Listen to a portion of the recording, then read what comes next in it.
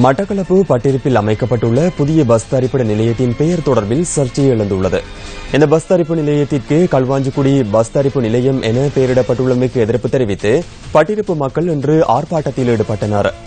Bus தரிப்பு நிலைய திறப்பு விழா நடைபெற்ற சந்தர்ப்பத்தில் இந்த ஆர்ப்பாட்டம் முன்னெடுக்கப்பட்டமை குறிப்பிடத்தக்கது.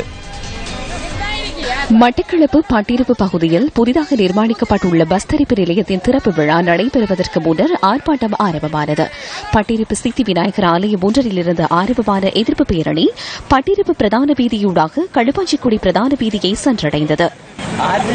பட்டிருப்பு பஸ் தரிப்பு நிலையத்தை களுவாஞ்சிக்குடி பஸ் தரிப்பு நிலையமாக மாற்றி அவர்கள் இப்பொழுது திறப்பு விழா கொண்டாடுகின்றார்கள். எமது மக்கள் எங்கேயாவது ஆர்ப்பாட்டத்துக்கு போயுள்ளார்களா? இல்லை, அவர்கள் எங்களை ஏமாற்றிய காரணத்தினால் தான் நாங்கள் இப்பொழுது ஆர்ப்பாட்டத்துக்கு விளங்கியுள்ளோம்.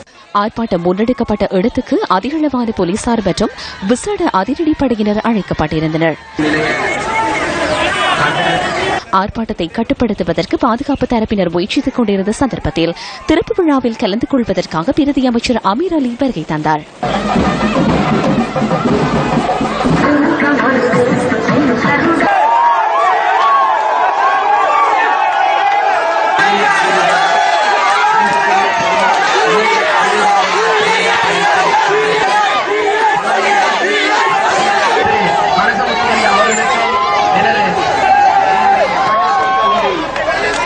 ஆர்ப்பாட்டம் இடம்பெற்றுக் கொண்டிருந்த நிலையிலும் திறப்பு விழா ஆரம்பமானது என எமது செய்தியாளர் குறிப்பிட்டார்.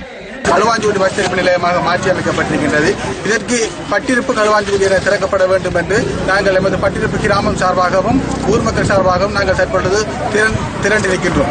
புதிய பஸ் தரிப்பு நிலைய கட்டிடம் பிரதி அமைச்சர் MSS அமீர் அலியினால் திறந்து வைக்கப்பட்டது. செயல்பட முடியாது என்று சொன்னால் எதிர்காலத்திலே வடக்கையும் கிழக்கையும் எவ்வாறு நீங்கள் இணைக்கப் போகிறீர்கள்? எவ்வாறு நம்முடைய அரசியல் தலைவர்கள் இதை பெற்றுத் தரப் போகிறார்கள்? ஒருவரை அவர்கள் கூட்டாண்டி காட்டுகிறார்களா அல்லது நீங்கள் எல்லோரும் சேர்ந்து கூட்டாண்டி காட்டுகிறீர்களா என்பது எனக்கு தெரியாது.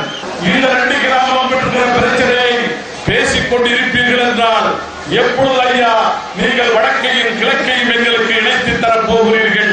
திறப்பு விழா நடைபெற்று முடிந்த பின்னரும் ஆர்ப்பாட்டம் தொடர்ந்து முன்னெடுக்கப்பட்ட நிலையில் ஆர்ப்பாட்டக்காரர்களுடன் பிரதி அமைச்சர் MSS அமீர் அலி கலந்துரையாடினார். நான் பில்டிங்கை கட்டி கொடுத்திருக்கிறேன், பேர் என்ன வைக்கல, நான்